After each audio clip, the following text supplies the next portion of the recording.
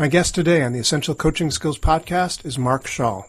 Mark has been an executive and life coach for 13 years, as well as a top instructor at a top coaching training school, the Institute for Professional Excellence in Coaching, also known as iPEC. I'm sure you will enjoy this conversation as much as I do. I got to ask him pretty deep questions, and I got some fantastic answers. I learned a lot. I know you will too. You are listening to the Essential Coaching Skills podcast, a show devoted to uncovering the systems and the secrets that set the best apart, where you learn how to take your coaching clients to the next level, while you grow the coaching practice of your dreams. So sit back and relax, or sit up and get excited. Either way, you might want to pay attention. This could be important. So, Mark Schall, welcome. Welcome to the Essential Coaching Skills podcast. By way of introduction, tell us a little bit how did you get into coaching? I was born. That's how I got into coaching. So I often say that actually that it's for me. Coaching has always been sort of a life calling kind of career as opposed to a job kind of career. I've always been a life coach. It's what I was born to do, and I'm really absolutely clear on that. I thought I wanted to be a psychotherapist originally, so I went to school for psychology and grad school for counseling, and I ended up going into a higher ed career, which little did I know that was going to plant the seeds for coaching, because I was helping students learn and develop and grow by counseling and advising students who lived in the residence halls. And I realized, I didn't want to be a psychotherapist. I didn't want to work with people who necessarily didn't have good prognoses for how they were going to turn out in their life. I liked working with people that they were going to be fine with or without me, but it's really about enhancing and taking everything to a next level and really increasing joy and happiness. Life coaching didn't exist yet at the time.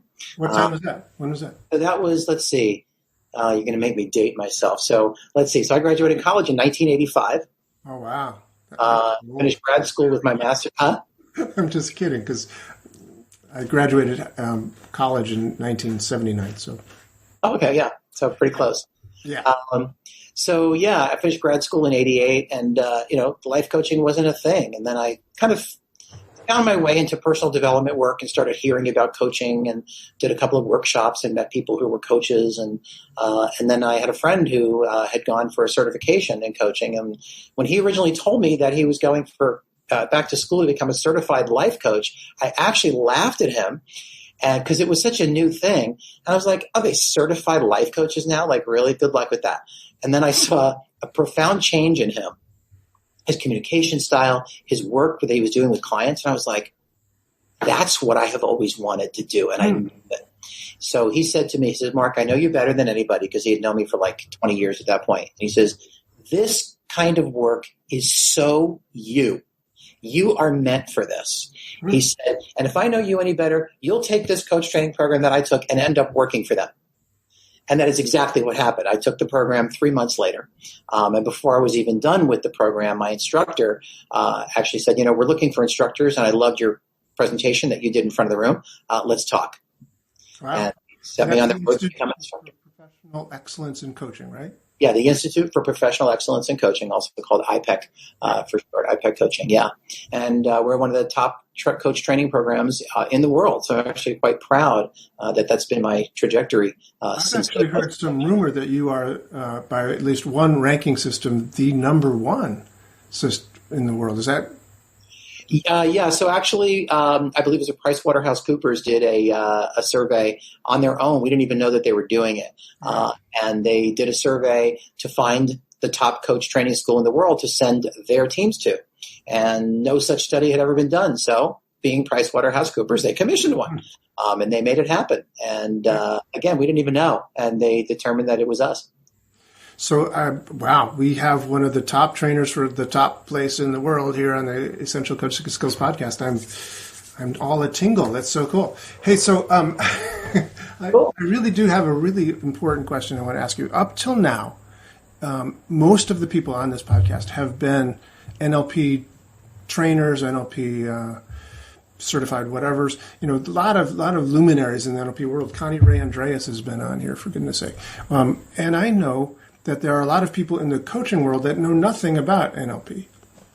And many of my conversations with the NLP people have been like, how the heck can a person do coaching without knowing anything about NLP? How is it even possible?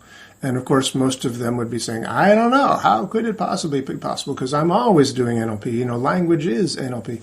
Now you, Mark Schall, are one of the few people that I know who actually, I think, started in that world of the non-NLP coaching world, but you've gotten certified in NLP. So let me ask you that question. How can people, or do they do it without knowing? How can people do coaching without knowing anything about NLP? That's a great question. It's a great question, Doug. I think that, clearly they can because they do. Yeah. I think NLP is a whole other skill set that just takes it to a whole nother level. And once you have that skill set, you do wonder, how did I do without it? Uh-huh. Almost like the people that come through our program, right, where they've never learned anything about coaching before, and now they learn the basic coaching skills, and they're like, how did I ever get through life without knowing this stuff? Right. You know, so it's always relative to the previous, to the previous level. And I think too, a lot of coaches, because they're highly intuitive, I think they generally probably practice a lot of the stuff that's taught in NLP already intuitively without knowing it. I know that before I knew much about NLP, some of my students would say, oh, this program is so NLP based. And I never understood why they would say that, because what little I knew of NLP, I didn't see how our program was. Now that I'm certified as an NLP practitioner, I'm like, oh my God, it's all NLP. Huh. So the skills like planting a seed, and things like that, or, saying when you're successful at that, what will your life be like, instead of saying if you're successful at that. Mm-hmm. That's all NLP based. And that's what we're doing anyway. All right, it's NLP based without necessarily knowing that it was NLP based, but it is still the same sensitivity to what language happens, what happens with particular choices of words, what happens when you ask certain questions as opposed to something else. That's what NLP is all about. Yeah, and obviously NLP didn't invent language, didn't invent questions. One of the first NLP things that ever was created is called the meta model, and I think that was created by the creators of NLP, Richard Bandler and John Grinder, before they named the field NLP. It was one of the things that John Grinder taught in his linguistics class at the University of Santa Cruz. But that's really all questioning, and it almost comes out of that linguistics model that Grinder was teaching at the university. So it's about questioning and noticing that people delete, generalize, and distort information. So how do you get that information back? So a question like, well, how specifically do you mean that? Might sound to an NLPer like an obvious NLP question, and it is. And somebody in the coaching world, wants specificity as well. Like, what exactly do you mean by that statement? Or what exactly is your goal? Like, how will you know specifically when you get there? I'm imagining is part and parcel of what you do as a coach as well. Yep. Yeah, exactly. And, it's interesting because I'm actually currently taking a 6-week course on NVC, nonviolent communication, through the Center for Nonviolent Communication here in New York. And one of the things that Marshall Rosenberg says within the line of that work is certain sentence structures and patterns can induce empathy and other emotional experiences in others. And that's the whole thing that nonviolent communication is based on, carefully choosing your words, requesting empathy, enabling somebody else to feel empathy for you by asking certain questions, which creates connection, better communication, better outcomes, and whatnot. So, yeah, they're pretty universal concepts that I find NLP has given names to, right? Yeah.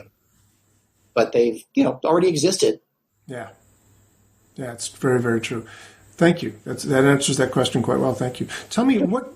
This is called the Essential Coaching Skills Podcast. What, if anything, would you say is like an essential coaching skill that, whether it's NLP and asking questions or rapport skills or whatever, what do you think is essential for a coach to be able to do well in order to be an excellent coach for someone else?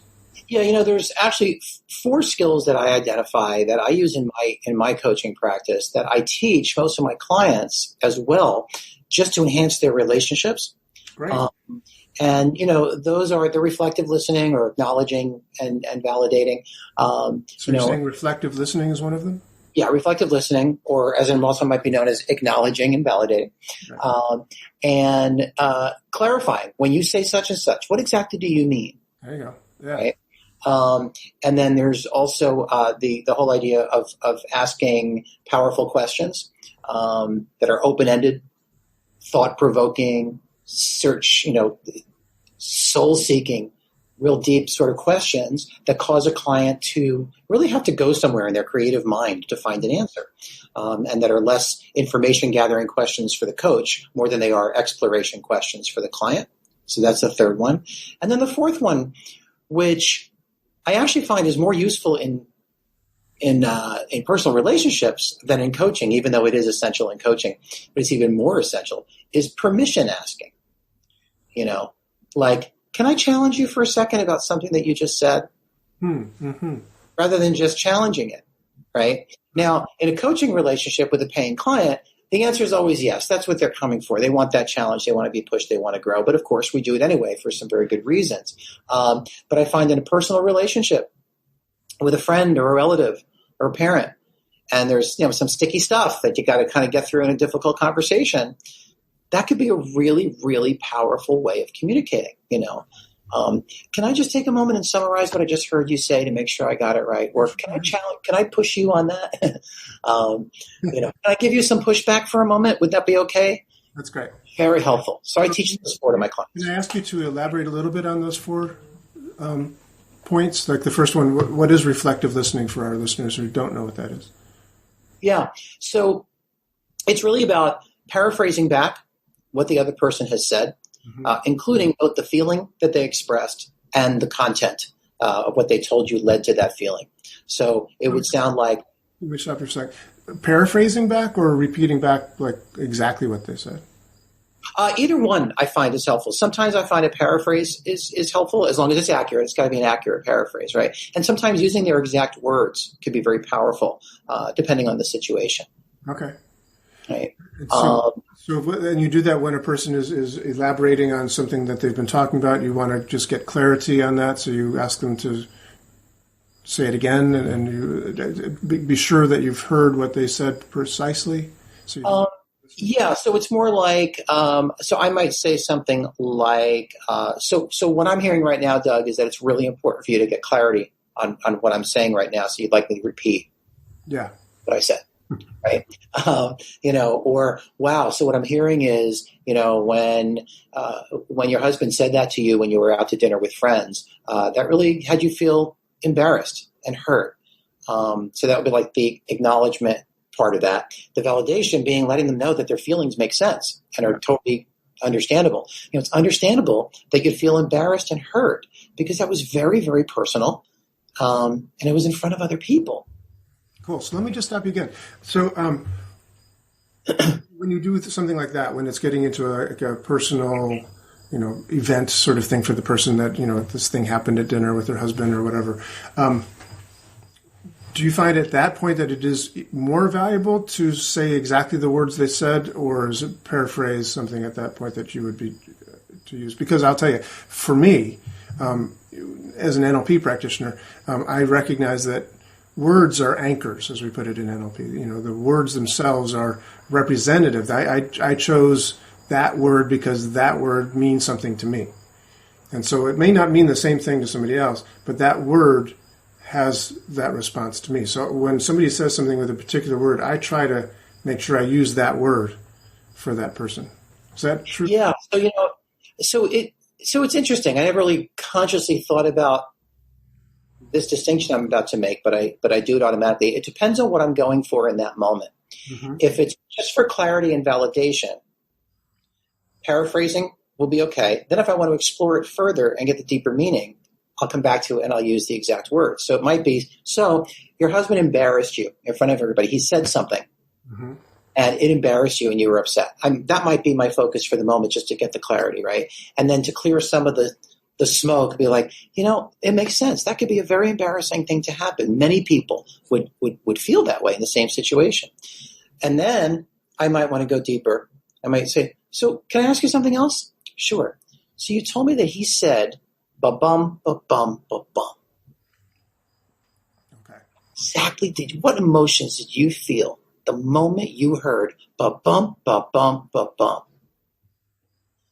And then it brings them back into the situation, right? So they're more associated in it now. So it's really about dissociation or association. If I want them associated in it, then I'll use the exact words, especially if I really sense that those were trigger words. Right. And if I don't want them associated, because I'm kind of going at the 50,000 foot view for now, I will intuitively and deliberately not go there. Gotcha. Yeah, beautiful. Love it.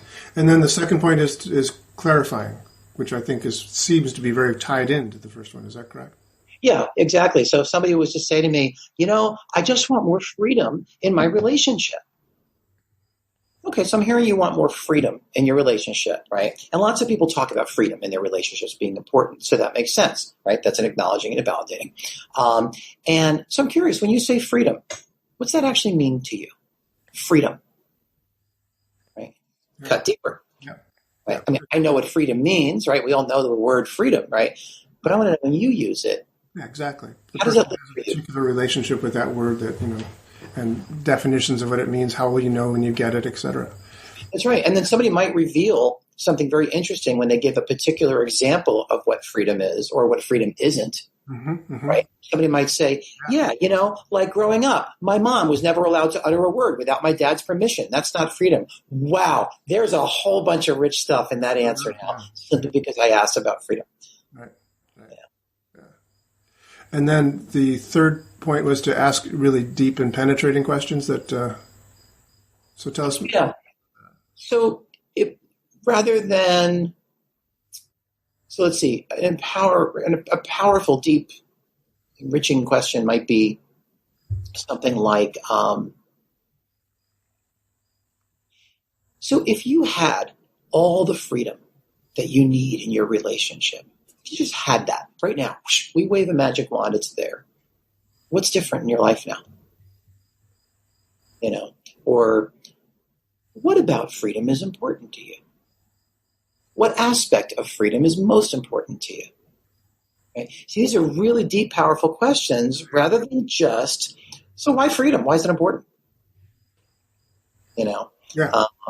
So, really something that gets the client to dig deep, that's going to give them an insight about themselves too. Yeah.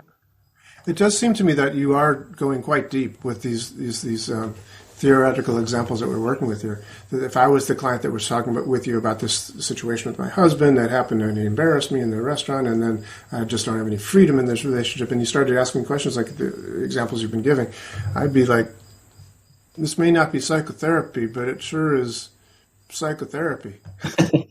Right. There's often an overlap. And that's one of the things, too, that I always talk about with my clients before they become clients is, how is this different from therapy? How is it different from mentoring? How's it different from consulting, right? So I often tell people it sometimes feels like therapy because we go deep, because it's really about uncovering the past in order to learn from it, not to dwell in it and heal it. That's therapy. Not to dwell in it or heal it. Yeah. But to learn from it.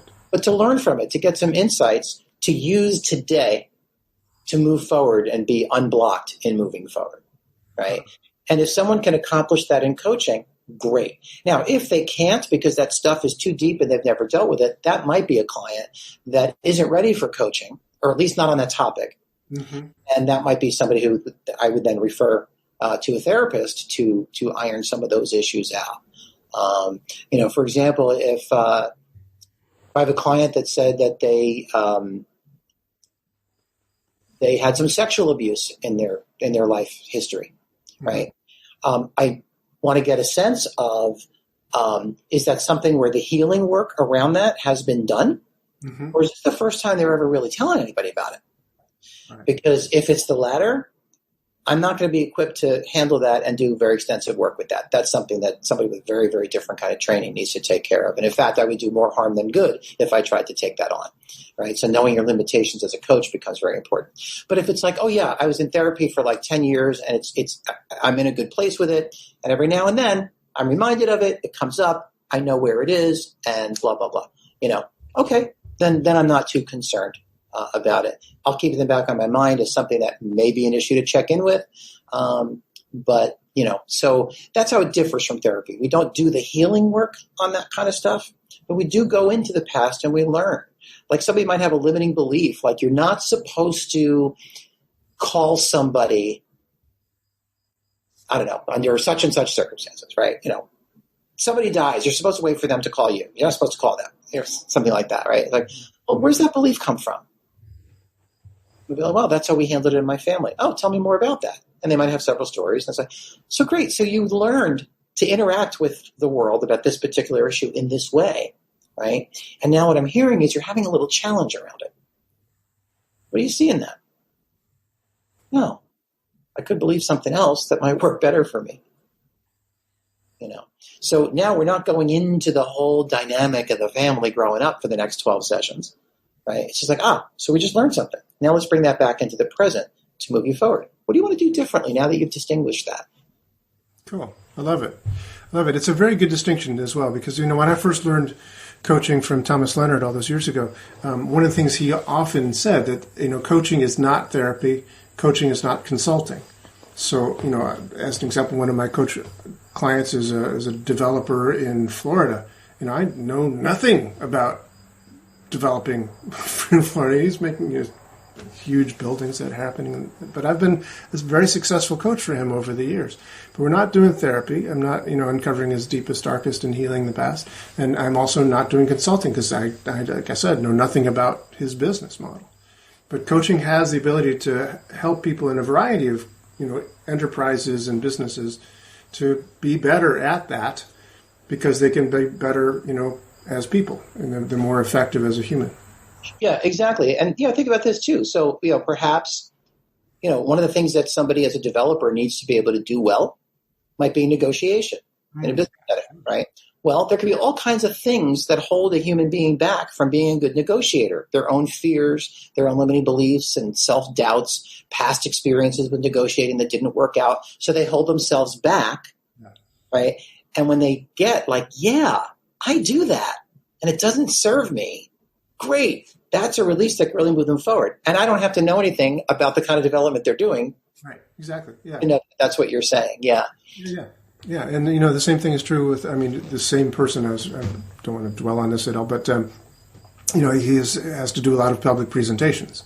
So we just work on how do you make a more effective public presentation and word choices and, gestures. And we send him articles that I found about, how you make big gestures in giving public talks and that sort of thing. So I'm not exactly coaching him that, but I'm offering materials that will help him to do that and find a way of doing it himself. Yeah, exactly. Yeah. So, I'm sorry, what was your fourth point? There was the asking permission. Asking permission. Tell me more about that. So, or did we cover that one? No, clarification we covered. Yeah, asking permission. So, so with a client, it's certainly, before going to a sensitive area with a client, broadsiding them with a question that goes deep, permission asking is really important. It's like, you said something before about your relationship with your dad growing up. You kind of mentioned it in passing. Can I ask you something about that? Or I think it may have some relevance here. How would you feel about we explore that a little bit? Rather than just going, so tell me about this thing with your dad. Right. If they're not prepared for that, they might not have been prepared to go there, especially if they only mentioned it in passing and kind of dropped it, right? They probably weren't expecting me to dive into it. So they need to be prepared. They need to either have a moment to go, oh, okay, bring it on, right? Or they need to be able to go, you know what, I know I mentioned it and I'm actually not comfortable going there. So if you can not ask me about that right now, that would be great. And it gives them power and choice to be able to say that, right? Whereas if I just ask the question, well, now it's ripped open and they didn't have a choice, right? So it's about safety for the client. Or client might say, like I had a client today actually who was telling me about something that she interpreted that her boss was saying by falling silent when she asked him a certain question. And she clearly had an interpretation of what his silence meant. And as she's telling me the story, I'm getting like, I'm not getting that that's what he meant. And I don't have the personal history with him that she has, but still I just wasn't getting that. But I knew she was very entrenched in her interpretation of what happened in that conversation. So for me to say out of nowhere, you know what? I heard something different. I didn't hear him saying that. I'm going to get resistance that's not going to be helpful to her or to the session, the progression of the session. So I acknowledged and validated. Right? I said, yes, I'm hearing this is what you heard. So of course, you felt a little triggered by that. Can I challenge you for a moment on what I heard you say you heard in that conversation? Sure. I said, because I heard something a little different. I have a different interpretation. How would it feel if I shared that with you? Very cool. That's permission asking. And I like your use of the word challenge as well, because I think people come to coaches to be challenged. They don't want to just have everybody saying, "Oh yeah, you're right, yeah, I feel the same way. Oh, you're totally right about that." People want to be challenged to become better and to have higher levels of expectations and higher level of accomplishment, and just they need to be challenged by a coach from time to time. I love the way you. Which is why 99 times out of 100, when I ask that question, can I challenge you? Can I push back on that? Right? Yeah, please do. They sometimes even laugh like, you don't have to ask that. And I go, actually, yes, I do. And it's for buy-in in the moment too. They're coming for that, but they're still likely to give you resistance when you do it. Right? So it reduces the resistance because they're expecting it in that moment, even though they're expecting it globally in that moment. It makes a very big difference. That's beautiful. Thank you. I love that. Yeah. Now, just out of curiosity, these are things that you learned at the Institute for Professional Excellence in Coaching, or this is stuff that you've kind of created on your own, or is it? So, no, some of it's been very intuitive throughout my life. And like, even when I was a peer counselor in college, that's when we learned acknowledging and validating. It sounds like you're feeling blank because blank, and that makes sense, right? It's like, that was like the first thing I ever learned in this stuff, my freshman year in college, when I was trained to be a peer counselor. So, but a lot of this, this is, a lot of it is at the core of what we teach at iPEC in the basic skills of coaching. Cool. Do you think anybody can be taught to be a coach? Anybody can be taught the skills. I think depending on an individual's hardwiring, some of the skills might be easier or harder to learn. Like, I took to it like a fish to water, it just I just couldn't get enough of it. I see students that come in like that. I also see students that struggle, with some of the skills. They tend to be so used to problem solving because maybe they have a consultant background, or maybe they're in a profession where they give advice and tell people what they should do. That's what they're used to doing. So they hear a client come in and they want to give all the answers. So untraining them from giving answers and offering solutions and suggestions and even asking leading questions, right, could be very challenging for some. And then there are some of us are kind of hardwired to emotionally connect very quickly and to establish rapport very quickly and automatically. So some of these skills are easier for those folks to learn. Some who their gifts might be elsewhere, like, for example, analyzing and solving. But human connection and that isn't what they lead with, right? Then it could be a little bit more difficult and challenging for them. And in the end, I think, though, we attract, as professional coaches, we attract the right clients that need whatever our style is. And then we usually attract one or two that stretch us to have to do something a little differently too. Like the client, I always tell students, the client that you hope and beg and plead that you'll never get, the more you hope that happens, that doesn't happen, the more likely the universe is going to go, message received. Here's that. Yeah. Here's a whole roster full. Yeah. Exactly. Do you think that people use the word coaching as a substitute for the word therapy, and they just do therapy anyway? I think there's a likelihood that there's a bit of that out there. And part of the cost to that, to the rest of us and to the profession, is the credibility that coaches have in the eyes of other helping professionals, like therapists, for example. So if somebody's doing that, it just it adds fodder for those in the psychotherapy world that believe that, coaches are just cheap amateur versions of what they do, right? Kind of like the way a good portion of the medical profession looks at chiropractic. They look at chiropractors as a bunch of quacks, right? And it only has been recently that insurance companies even would cover chiropractic services in some limited cases, right? So there's still that bias. So I think in the therapy world, there's a lot of that in terms of how they look at coaches. In fact, it's very funny. I'll tell you a cute story. I gave a talk at, I believe it was the New Jersey Mental Health Association conference a bunch of years ago. And I was talking about working with LGBT clients. And I got up and I said to myself, I'm talking to these therapists. Many of them are probably going to not want to hear a word I have to say once they hear my title as life coach. So I figured, well, let me just kind of name that at the very beginning. So I said, so I'm a certified life coach and executive coach. And I stopped and I said, now I know that about half of you probably just did an internal eye roll and said, oh, one of those. And people chuckled. And I said, I get it.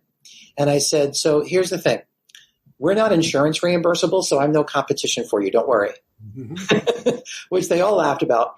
And then as they heard me speak and stuff, they got my expertise and whatnot. The credibility thing was just gone. There was no issue there after that. I had lunch with several people. And so one of them said to me, so your clients are 100% self-pay? I said, yeah, because we can't accept insurance. And they all went, sign me up. Because therapists, they work really, really hard with clients and they get paid 1/9 of their fees 6 months later with the insurance, and it's a real struggle for them. So anyway, so I addressed, right there in the room that whole issue about I don't do what you do, and I don't claim to do what you do. But I think if there are people that are doing what you just asked me about, that gets pointed to as, well, see, that's why we don't like you guys. Right. Got that. Cool. And all you need is one. What do you mean? One? All you need is one example for somebody to latch on to go, see, this proves everything I've always thought about life coaches. Yeah, definitely. Let me ask you a question from a different tact a little bit. Part of what the Essential Coaching Skills podcast is about is to not only learn what skills we need to craft and hone and get better at in order to be great coaches, but also what skills do we need to be successful as a coach in the marketplace? How do we make a living as a coach? What skills are necessary for that? Yeah, it's a great question, Doug, because one of the things that attracts people to this kind of work is they want to help and be of service, right? And that's always about putting other people first. Mm-hmm. And that's a gift for being a good coach. That's essential. For being a successful coach, if you don't layer on top of that some other things, it'll work against you because you'll tend to undervalue your services, give them away, and then you can't earn a living at it. And so then you go and you get a part-time job to kind of supplement the income. And then the part-time job becomes a full-time job. Before you know it, your coaching becomes a smaller and smaller part of what you do. And then you give it up and it becomes maybe a hobby at that point. So layering on top of the love and concern and compassion, right? And the desire to help has to be a center of entrepreneurship, looking for opportunities to grow the business. And not being afraid of selling. There's a book I read once. It was called "Sell is Not a 4-Letter Word," and it was written for coaches to take the pain out of selling. Right? Is that a good book? Huh? Is that a good book? Do you recommend that book? Yeah. It was actually I got it when I did a coach marketing training program, and they authored the book, and so they gave that out in the program as well. So the whole program was amazing, and it was just really great. And it's all about, you have to balance the desire to help and serve with an ability to see opportunities to help, to see opportunities to grow your business, to see opportunities to partner with people, and then to not feel like selling and promoting and offering that somehow goes against your nature to give and be caring and concerned. about other people. So how do people do that? So I think part of it is recognizing that what we've been told about marketing and selling, what we've been taught, or what it has become for many things, for many people and in many industries, feels gross. It feels gross, but it doesn't have to be, because really selling is about providing somebody with an opportunity to get what they want and to get what they need. And if I'm able to help you get that, let's partner. If I'm not interested in you giving me any money for what I do, right? So it's got to be a win on both sides. So when I'm meeting with a prospective client, I'm not in this mindset of, okay, how do I get this other client? I got to get them to sign up to work with me. I might not be the right coach for them. They might not be the right client for me. I might know a coach that specializes in what they want that would make a much bigger difference with them. And I'm happy to refer that work out because that comes back in other ways, right? So I go in with the mindset of, I have 45 minutes to make a difference with this person right now, make a difference in their life. Part of that difference may include continuing to work with me. Part of it may not. I don't know. And I go in open and curious. I just want to leave you better than I found you, however I can, in 45 minutes. So let me just stop you there. So what I hear you saying is that you do a 45-minute session, basically, a coaching session with the person, almost like a free coaching session, just to get to know whether or not you mutually feel like this is a good fit for you as a coach to be in a relationship. And for them to make the same evaluation of me. Yeah, absolutely. And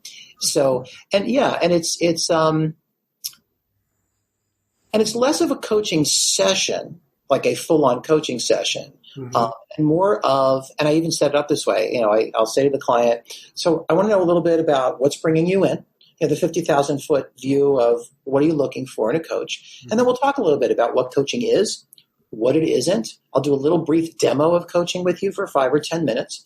We'll process and debrief how that happened and what you noticed that I did and didn't do. And then if it feels like a fit, we'll talk about you becoming a client. And at that point, we'll talk about packages and fees and whatnot. How does that sound?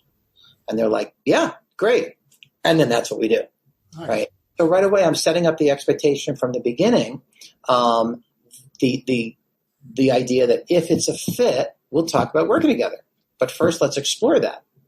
And then the groundwork for that, of course, is I want you to understand what it is that I do as a coach and don't do as a coach. I had somebody who, what she really wanted was a typical kind of career counselor, not a career coach. I was sensing that. So I made the delineation between what I do as a career coach versus a career counselor who's going to help you with your resume and help you find the jobs to apply for and all that. And I said, that is not what I do.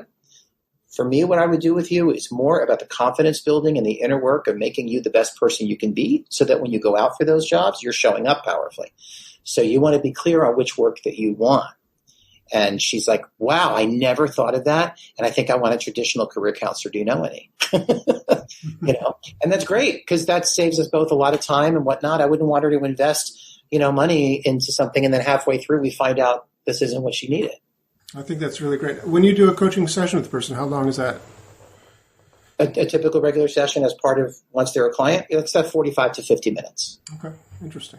Yeah, my initial session is usually a little bit longer because there's much more background information that I'm getting and whatnot. So okay, great. So that's really great. That's great information because I think a lot of people think that they're going to, put an ad in the proverbial paper, which of course doesn't exist, but make a website or put a Facebook ad or something out there, and then people will just say, hey, I want to hire you as my coach. But you actually do like a 45-minute discovery session, if you will, where you're actually sitting with the person. Perhaps virtually now at this point in time, but yes. That leads me to another question. What are you doing now? When you've done coaching prior to COVID-19, was it in person or was it on the phone or was it on Zoom calls? Yeah, so actually it was mostly in person. I like in-person contact, right? And when I first went through the coach training program and learned that most coaches work by phone, I was like, what? No. I'm going to work in person. So I generally work in person, and then it evolved over the years to 50-50 in person and phone. And I always give the client a choice how they want to do it. And sometimes a client might come in person normally, but then on a given day, they're like, you know what? I can't get out of the office in time to get to you. Can we do by phone? Yeah. Or their session's at 1 and they call me at 5 of or email me at 5 of and they go, I'm going to be calling in for my session in 5 minutes because I couldn't make it in time. That's fine. Now with COVID, it's all Zoom. And I rarely did video even back before COVID because I was used to phone, because when I first started coaching, video calls didn't exist. Yeah, fair enough. When I first learned coaching from Thomas Leonard, it was on a dial-up phone, and I recorded the sessions on my voicemail. I don't even remember what he called them.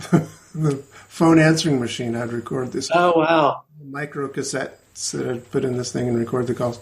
But yeah, I met Thomas Leonard at a conference where we were both presenting, and I liked his presentation, but I met him like for a minute. But after that, it was all, over the telephone. So, all my training was over the telephone with Stephen. Most of all my coaches are phone coaches. Yeah. Well, it's funny because when I went through my coach training program, we had these weekly teleclasses, and you dialed in, and it was all by phone, right? And I think about that now. I'm like, how did I survive that? Now it's all webinars. Right. There's weekly webinars, and then, of course, there's the in-person 30-hour weekend trainings that we do. But the weekly webinars, it's like, how did we do this by phone? Yeah. And we thought that technology was pretty amazing. I know. And it is. Things are always amazing, especially when you stop and think about it. Like what we're doing right now is pretty amazing. Where are you even? I'm in New York City. But yeah, I also want to go back to your other question about what skills you have to layer onto the care, concern, and compassion to be successful financially as a coach. I think that if you're in the therapy model in your mind, mm-hmm. then that tends to be like, okay, well, when someone needs me, they'll come to me. You're not going to get a lot of business that way as a coach. Mm-hmm. As a therapist, you will, because it's a medical model. People get referred, and you're on insurance panels and referral lists and whatnot, right? But as a coach, that's not going to happen. So you need to really go out there, share yourself as a coach. So I always ask people what they do first of all, I play the 10-foot game, which means anybody within 10 feet of you is a potential client. So I'll always ask somebody before they ask me, so what do you do in the world, right? Whether that's for a living or they're, whatever. And so then I'm listening like, is this a potential client for me, given anything that they've said? Then when they say, well, what do you do?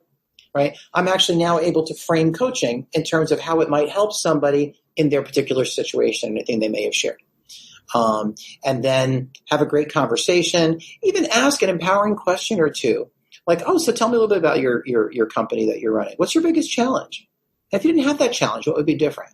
And that, and then they enjoy that conversation. I'm like, well, so would you like to set up some time we could talk about how I might be able to really serve you really well in taking your business to a whole nother level? I'd love to talk about that opportunity if you're up for it. Sure.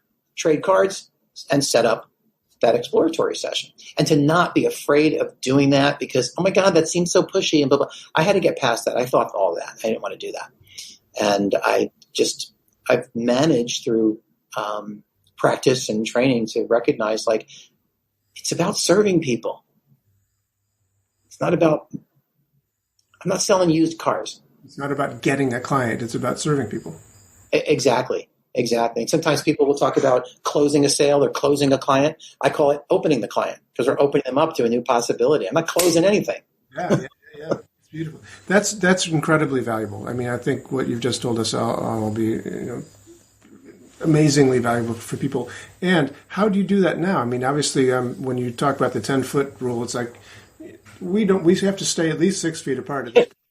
But, we don't go out anymore. This is how I talk to people now. I don't, I'm sitting here in my living room talking to you in New York over this electronic thing. How do you do that 10-foot rule now? How do you meet and engage with potential clients now? Yeah.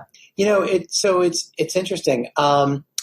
So I'm not on planes flying anywhere now, and whatnot. So, yeah, so it is a little bit more difficult. But webinars are a really good way of engaging folks.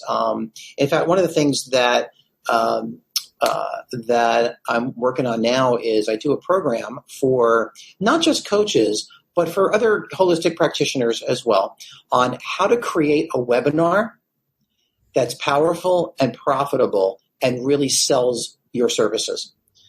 So a free webinar that you can create, that you can do again and again. So you kind of have it on autopilot after a while, after you adjust it and whatnot. And then how to have that be a presentation that enlivens people. It gives them really good content that they can actually use, and you're giving that away for free. And then also you make an offer in that. So, hey, we can only go so far in a 90-minute webinar. I don't want to leave you all hanging. Here's an opportunity for those who are interested for them to then sign up for your 12-week coaching or your 6-week program or whatnot. So we talk about all kinds of strategies in that program for how to make that happen to grow your business. And webinars are a great way to do that specifically today. No, that's brilliant. Yeah. So. Wow. Mark Schall, thank you so much. One last question, if I may. You've referred to a couple times in our conversation of the 50,000-foot view. Mm-hmm. What do you mean by that?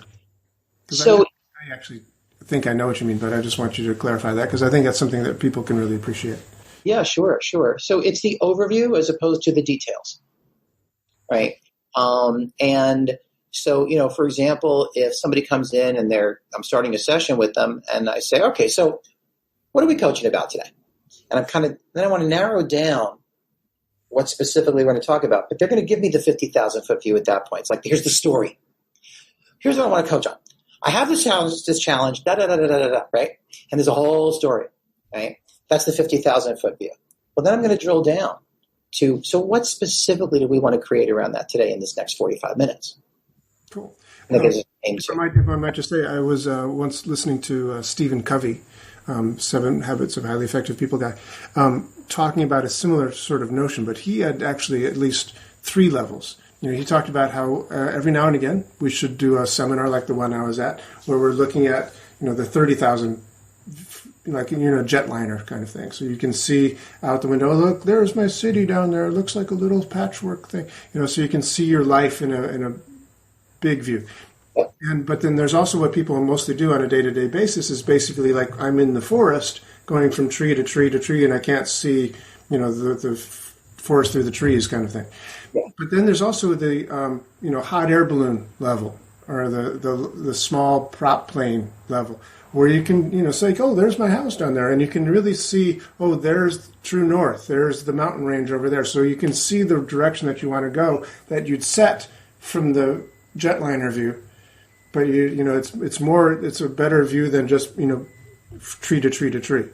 So I like that distinction. I think that's kind of an interesting thing as well. And I think, frankly, that's what coaching offers people, is it helps to not only get that 50,000 view, but also keep them going towards that true north that they're heading in, even when they're going detail, tree to tree to tree to tree.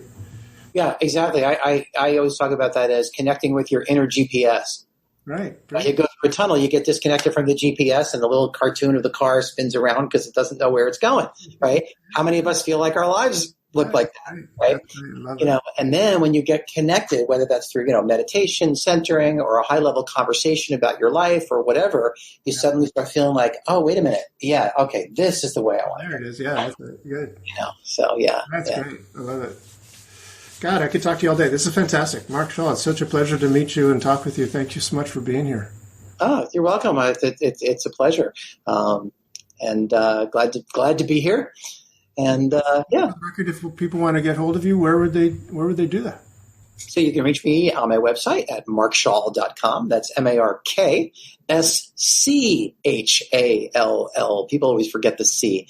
So markschall.com, and or just reach out to me directly at mark@markschall.com. And actually, the next free webinar, to answer your marketing question too, the next free webinar that I'm doing about our 6-week program about building webinars that are profitable and powerful takes place on August 26th. And that's going to be at 3 p.m. Eastern time. So you can reach out to me as well, and I can send the information about that to register. And that's 2020, of course, for those of you who are listening to this sometime in the future. Yes, when COVID is a thing of the past. Yes, thank God. And meanwhile, you're also a trainer at iPEC?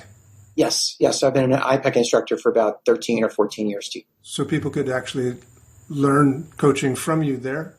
Yes, absolutely. How would they find out how to become a coach through you? So I can actually refer them to the admissions department at iPEC if they want to reach out to me. That's great. Okay, great. So, yeah, certainly. So, or you can visit their website directly at ipeccoaching.com. ipeccoaching.com. Great. Yeah. Fantastic. Yeah. Well, thank you, Mark Schall. You're very welcome, Doug O'Brien. My pleasure. It's my pleasure. Thank you. Well, that's our show for today. Thank you so much for joining me. If you want any more information about today's show, please visit our website at www.essentialcoachingskills.com. Be sure to tune in again next week for our next episode and discover even more about the systems and the secrets that set the best apart.